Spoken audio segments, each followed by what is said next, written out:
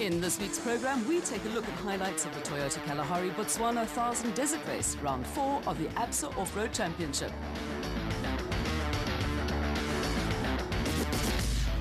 Once a year, the Absa Off-Road Championship crosses the border for what has over the years developed into the biggest social and sporting event in Botswana. The Toyota 1000 Desert Race was first run in 1975, moved to Botswana in 1991 as the Toyota Kalahari Botswana 1000 Desert Race, and this year celebrated 31 years of Toyota sponsorship. Again organised by the Four Wheel Drive Club of Southern Africa, race headquarters were at the small village of Kumakwani, 25 kilometres from the Botswana capital of Gaborone. The Toyota 1000 Desert Race was this year given an added boost. The race one of 4 worldwide to be included in the Dakar Challenge, with the winners of the Botswana leg earning a free entry into next year's Dakar Rally in South America. Former South African champion Duncan Voss and Rob Howie scored a top 10 finish for the Imperial Toyota team at this year's Dakar Rally, with Voss looking forward to racing in Botswana again and aiming to add to his tally of desert race wins. It's always nice to come to Botswana. You know, we like racing in this type of terrain. It's, you can get a nice rhythm going, so we're looking forward to a good race. The Toyota Kalahari Botswana 1000 Desert Race is the only marathon event on the Absa Off-Road Championship calendar and makes fresh demands on teams. It calls for a different tactical and mental approach. You've got to be there at the end. You know, today the prologue is reasonably important to have a reasonable position to start the race. But you got to be there at the end of the 1000 Ks. So Sunday afternoon is where you really need to make your situation count. The Botswana race weekend is a challenge, and the Pretoria-based Baden Tyre Services team of Thomas Rundle and Joan Moore picked a tough event for their first outing of the season. We've had a bit of a layoff. We rebuilt the car completely at the end of last season. And the car's looking really good and feels good, so we're really excited. You know, we sort of come here with one goal in mind, and it's pretty simple, that's to win. And that's to win the Toyota 1000 Desert Race. If we win that, we would automatically win the challenge, and we'd have a good weekend. For the Baden racing crew and other teams, a tough weekend lay ahead, and next on the agenda was the draw for the start order of the Donaldson Prologue to determine race grid positions. A system revamp aimed at levelling the playing field for all competitors in the Absa series now sees crews split into 4-seeded groups of 10. The draw is made on a rotation basis, and instead of drawing positions out of a hat, crews can now choose where they want to start on the road. The route for the 60-kilometre Donaldson Prologue that would give crews an early indication of race conditions was unchanged from last year. While a good start position is a major advantage, crews were mindful that a prologue disaster would be a major setback early on in proceedings. With 6 wins to his name, there's not much you can teach Hannes Grobler about the Toyota 1000 Desert Race. Grobler is to retire at the end of the season, but he and Henny Tersteege put together a smooth and fast prologue in the RFS BMW X3 that had Grobler's legions of supporters in Botswana in ecstasies. Any vantage point will do for spectators along the route as they wait for cars to come into view. And for Duncan Voss and Rob Howie in the Team Castrol Toyota Hilux, there was an early wake-up call.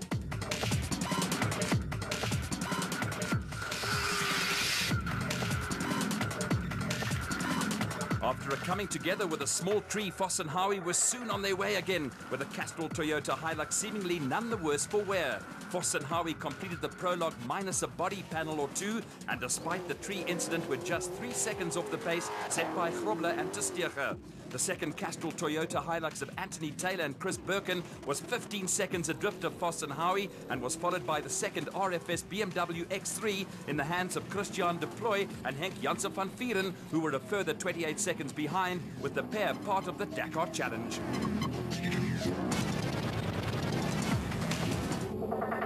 Thomas Rundle and Joan Moore were also part of the Dakar Challenge, with the Baden Tyre Services crew securing a top 5 finish in the X-Factory Nissan Navara.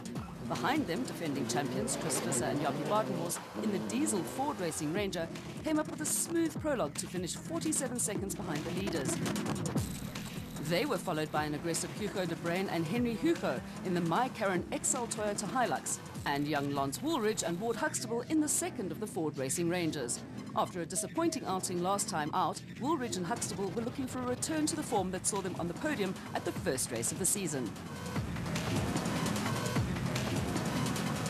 The Locals have a wonderful time on the Toyota Desert Race, and it was turning into a good day for the Dakar Challenge entrants Dion Venter and Ian Palmer in the 4x4 Mega World Toyota Hilux, and reigning SA champions Yanni Visser and Joks Leroux in the international truck entry. Both crews clinched top 10 spots and steady prologues. Back at race headquarters in Kumakwane, service crews swung into action to ready their chargers for battle the next day, and the ebullient Hannes Grobler, as usual, was full of good cheer. I think I show the guys that I'm not retiring because I'm slow, you know. But yeah, we had a good prologue. The route was well marked, and it's a very, very nice route. And I always like it here in between the trees, and it was very, very tight. And you have to drive with your head, you know. Some guys were losing all their panels on the road. We kept it on the road, and hopefully if we can just keep the pace tomorrow, I think we will do well. In two car squads with a difference in experience between the drivers, team orders is a question that crops up more often than not. In the Ford Racing camp, this is not an issue. No team orders. Obviously, Chris is our number one driver. Lance is still learning. He's only 20 years old, so I think it goes without saying that Chris is the one that's got all the experience. He's the one that's lying second in the championship. He's the one that won it last year. He's a previous South African Championship winner, so I think he's the one that should be up front. But should the order change and Lance can get there, no problem. There was an interesting look about the production vehicle results on the Donaldson prologue, with less than a minute between the top 7 cars. 4 manufacturers were represented in the top 10, with little more than 2.5 minutes separating them. There was a slice of ABSA off-road history about the special vehicle category, with Century Racing pair of Colin Matthews and Alan Smith arriving in Botswana as the first Class P crew to lead the special vehicle championship. This is the Desert 1000, you know, we've got 60 Ks today, we've got just short of 500 tomorrow, just short of 500 on Sunday. This is the race that everyone wants to win, you know, this is a race that, you know, childhood dreams are made of. So I'd really like to win this one, I want to win it overall. We get 1.5 points for this race, so it will really boost our standings in the overall. This is a tough race. It's really tough. It's hard going out there. It's long, and you've got to race at 100% all 3 days. If the other guys think they're going to take it easy or not, they're not, because you can't take it easy in this race. You've got to go flat out. The Limpopo crew of Naeem Musaji and Rehan Bodhania were late entries and then chose to be the first special vehicle on the road in the Donaldson prologue. It was a bit of a chance we had to take. We didn't want to get stuck behind, and we took the chance of trying to see if we can set a good time and hopefully keep it together for the rest of the race. The racing philosophy employed by Colin Matthews and Alan Smith is simple. For the Century Racing crew, it's flat out all the way, and the championship leaders continued their liking for winning prologues with another storming run that also gave them the overnight lead on the Dakar Challenge.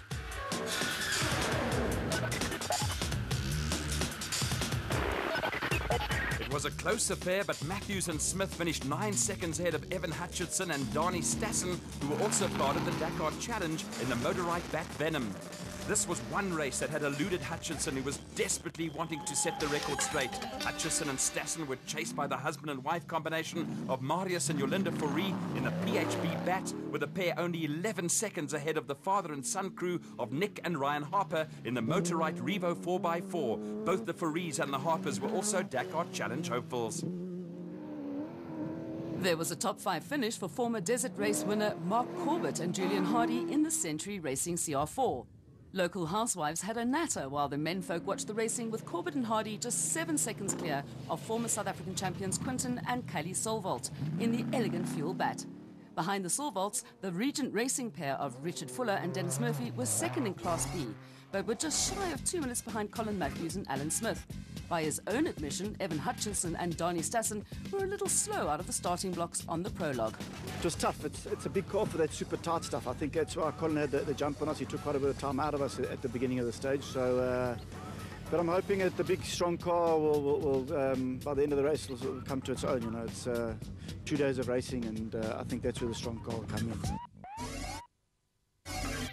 Special vehicle prologue results with 4 Dakar Challenge entrants leading the way. 9 seconds separated Matthews and Smith and Hutchison and Stassen, who were also first and second on the Dakar Challenge. Fuller and Murphy were the second Class P car among the Class A big guns. Day 2 of the Toyota Kalahari Botswana 1000 Desert Race, with tensions starting to mount as the start of the first racing section approached. It's time to focus on tactical considerations, as the race is never won on the first racing section, but can easily be lost. I think the desert race is always about tomorrow, to be honest. We have to get through today cleanly, and we're nice and close to the front, so we'll just take it easy. A cautious approach to the day was on the cards for Marius and Yolinda Fourie, who were handily placed in the Dakar Challenge. Ja, jy sien, ons gaan maar net probeer ons bes te gee, hard ry en net om klaar te maak sonder om foute te maak. The Botswana Defence Force Band was in fine fettle with a huge and enthusiastic crowd on hand as the cars lined up for the start. Spectators crowded into hospitality centres inside the race headquarters complex, with thousands of excited enthusiasts lining the route at the start as clerk of the course Rex Borum waved away Colin Matthews and Alan Smith.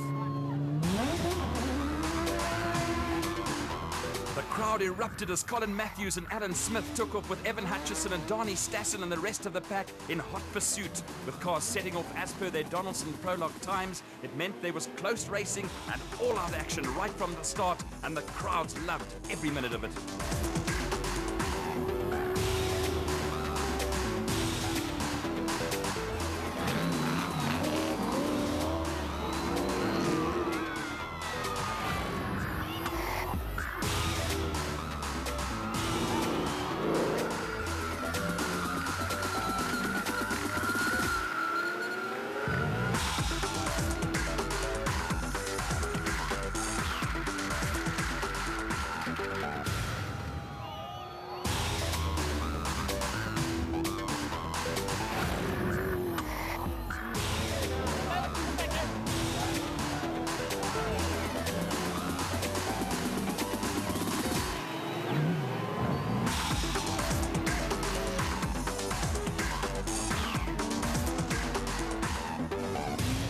The first section of the 218-kilometre route followed the course for the Donaldson prologue before bearing east towards Tamaga and Leshakakong.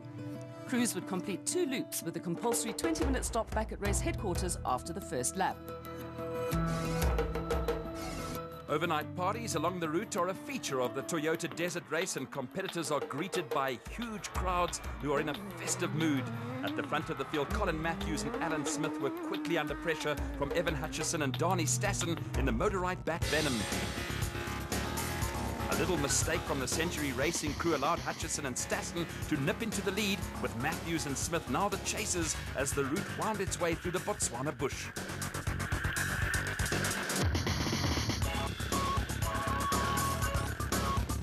The change up front now saw Colin Matthews and Alan Smith leading Class P, with the pair dropping to second in the special vehicle category and the Dakar Challenge behind Evan Hutchison and Donnie Stassen, who had a clear road ahead of them in the motorite entry.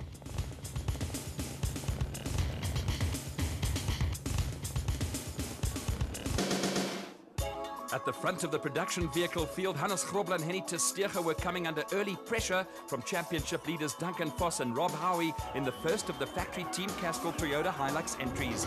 Looming up out of the dust behind Foss and Howie were teammates Anthony Taylor and Chris Perkin with the RFS BMW X3 and 2 Castrol Toyotas separated by only 18 seconds. The race was on, but Grobler and Testega quickly ran into a problem. A puncture saw the pair overtaken by both the Castrol Toyotas and teammates Christian de Ploy and Henk Janssen van Vieren, who were next to move ahead of the RFS BMW. After an impressive prologue, de Ploy and van Vieren were now handily placed in the Dakar Challenge.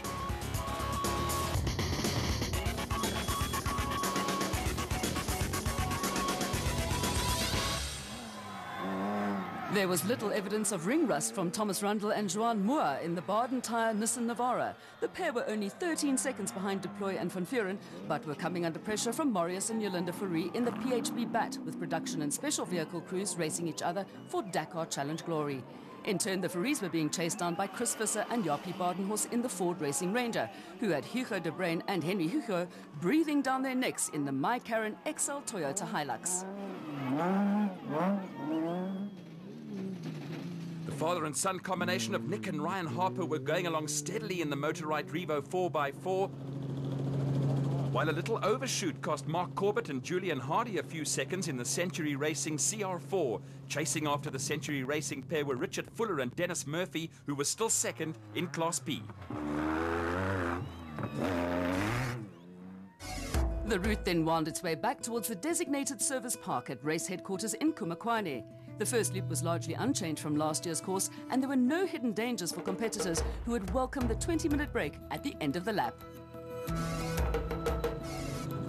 At around the halfway mark of the first loop, Evan Hutchison and Donnie Stassen were still running at the head of the field, and all was well with the Motorite team.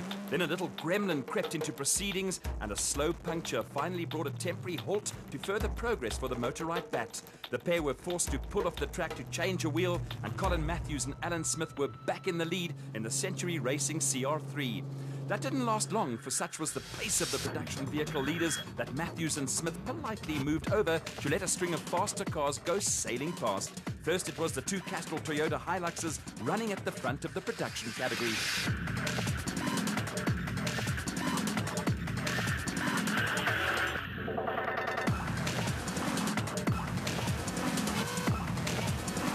After the two Castrol Toyotas, it was the turn of Christian de Plooy and Henk Janse van Vuren to go past in the RFS BMW. Next up were Thomas Rundle and Johan Moore, who were starting to put pressure on the RFS BMW pair. And in quick succession, Matthews and Smith again sportingly pulled over to let through Hugo de Bruin and Henry Hugo and the Grobler Testega RFS BMW.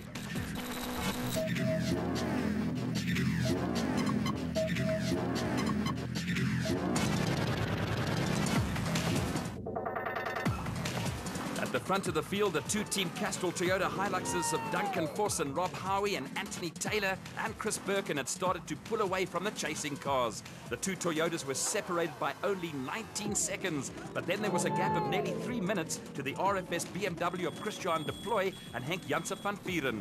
They eventually succumbed to pressure from Thomas Rundle and Johan Moore and were now starting to be chased down by Dakar Challenge rivals Hugo de Bruin and Henry Hugo in the MyCarron XL Toyota that was showing the scars of battle. Donaldson Prologue winners Hannes Grobler and Henny Testega had slipped back to sixth amongst the production vehicles. Grobler is something of a national hero in Botswana, but it's easy for even the most experienced crews to produce an anxious moment or two. A quick demonstration that experience is knowing which bushes to hit without doing any damage. Further back, Evan Hutchison and Donnie Stassen were mobile again in the Motorite Bat Venom. They were still leading Class A, but to drop back in the Dakar Challenge. But up ahead, there was a heartbreak situation for Colin Matthews and Alan Smith.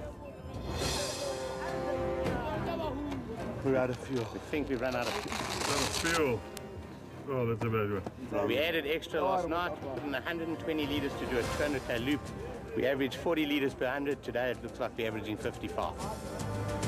The Century Racing pair eventually scrounged fuel from friendly locals, but their race and Dakar Challenge hopes were in tatters, as first Marius and Yolanda Fourie in the PHB Bat, and then Chris Visser and Jappie Badenhorst in the Ford Racing Ranger went past the stranded Century Racing CR3.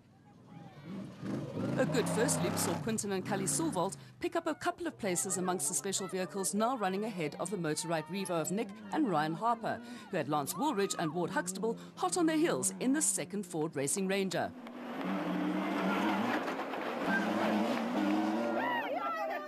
One marvels at the enthusiasm along the route with encouragement for every competitor. The Atlas Copco Bat pair of Johan van Staden and Mike Lawrenson were making progress in the special vehicle category, with SA production vehicle champions Jannie Visser and Yorks Leroux as steady as ever in the international truck Toyota Hilux. Richard Fuller and Dennis Murphy were now leading Class P, and behind them the Rubicon Toyota Hilux of Pikkie Labuskaghni and Rikus Erasmus, and the 4x4 Megaworld Toyota Hilux of Dion Venter and Ian Palmer were also carrying the scars of battle.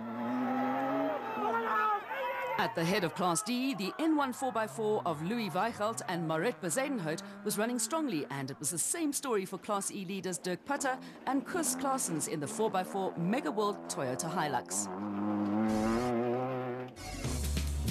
Back at the designated service park, the two-team Castrol Toyotas were in control of matters. They were only 19 seconds apart, but were still nearly 3 minutes ahead of the next car. We can't complain. We sort of passed the guys ahead of us, so we're lying first and second. So it's just a question now of keeping it together for the next loop. At the end of the first loop, the first 20 cars were separated by a little over 10 minutes, and Evan Hutchison's reaction to the morning said it all. It's the desert.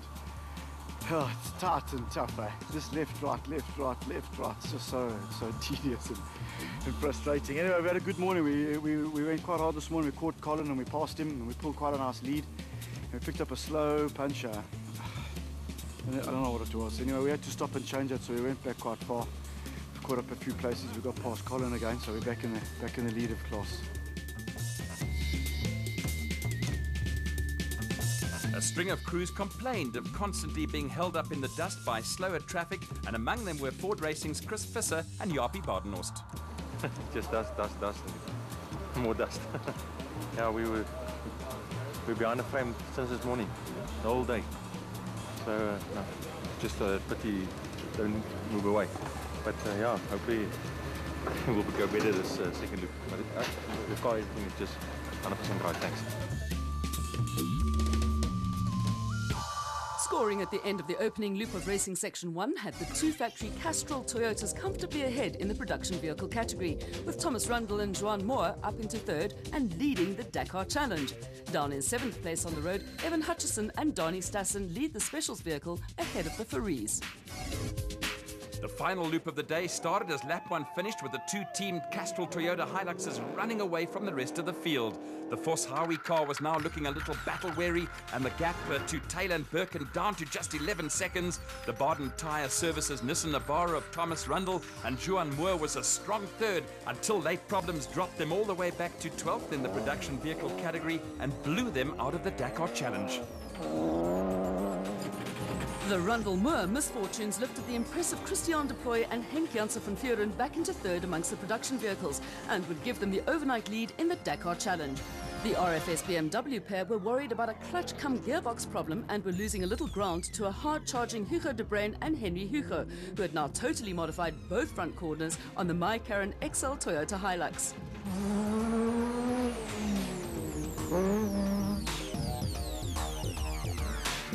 The imposing Motorride Bat Venom in the hands of Evan Hutchison and Donnie Stassen was comfortably ahead in the special vehicle category and jostling with the De Ploy and Janssen van Vuren pair in the Dakar Challenge Stakes. Trees and bushes are not the only obstacles on the Toyota Desert Race, and Chris Visser and Jaapie Badenhorst were nearly caught out by an awkwardly cambered corner with a narrow escape costing them a few seconds in the Ford Racing Ranger. The big movers on the day were Johan van Staden and Mike Lawrenson, who took the Atlas Copco bat from 9th to 2nd in the special vehicle category and moved into contention in the Dakar Challenge. An impressive performance by Quinton Sulwald in his first season as driver took him and Father Kelly into third amongst the specials in the Elegant Fuel bat. They were being chased by Nick and Ryan Harper and Lance Woolridge and Ward Huxtable, but up ahead the demise of Hannes Robler and Henny Testega would send Botswana into mourning. Ja, ons het moeilikheid met die diff, man. Bout het afgebreek en toe die diff nou omgeswaai en ons probeer nou ding net terugkry om tot by die DSP te kom. Die tyre skuur en alles hierso, maar ek dink is nesie verby met ons. A steady run in the Matthew Smith fuel misfortune left Richard Fuller and Dennis Murphy in control of Class P in the Regent Racing bat. Brothers Lodens and Gerard du Plessis were making good progress in a Zarco and being chased by Dion Fenter and Ian Palmer in the 4x4 Mega World Toyota Hilux. Behind them there was another workmanlike display from Terence Marsh, who was sharing driving duties with Mike Whitehouse in the Regent Racing Navara. A good scrap had also developed between Picky Labuskaghni and Rikus Erasmus and Jannie Visser and Yorks Leroux, who were locked in battle. Another workmanlike performance took Naeem Musaji and Raihan Bodhania in the Auto City Porter into the top 8 amongst the specials. But it was not all plain sailing for the Limpopo crew, who found the necessary sponsorship to go racing only days before the event.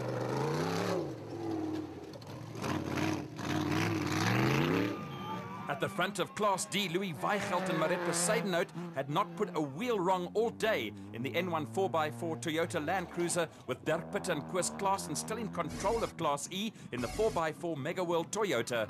Meanwhile, up at the finish, the Castrol Toyota Hiluxes were putting the final touches to an impressive display of dominance, with Duncan Vos and Rob Howie leading home Anthony Taylor and Chris Birkin by a mere 11 seconds. They were followed by the impressive Christian de Ploy and Henk Janse van Vieren in the RFS BMW X3. The Castrol Toyota factory team were looking for their first victory on their own event since 1999, and despite a lead of around 7 minutes, there was still a great deal of pressure on the squad. I'm a bit happier than I was yesterday, that's for sure. The prologue went well, second and third, but not like we wanted. So today, Duncan and Anthony did a fantastic job. They got through the field, halfway around the first lap, they were leading. So they pulled out a 7-minute lead tomorrow, which is great to start. But to be quite honest, I'd rather be feeling this way tomorrow. I'd rather them be just where they are. A lot of pressure on us to win our own desert race. Toyota really want this, and it'd be great for Castrol and all of our sponsors as well. Final results saw Team Castrol Toyota in a position of strength, with Christian de Ploy, Henk Janse van Vieren leading the Dakar Challenge. Chasing them were Hugo de Bruyn, Henry Hugo and Chris Visser, Jaapie Badenhorst making up the top 5. Evan Hutchison and Donnie Stassen finished the day with a flourish in the Motorrike Black Venom to lead the special vehicle category and to finish second to de Ploy and van Vieren in the Dakar Challenge. Behind the Motorrike crew, there were more impressive performances from Johan van Staden and Mike Lawrenson in the Atlas Copco Bat, and Quinton and Kali Solwald in the Elegant Fuel Bat.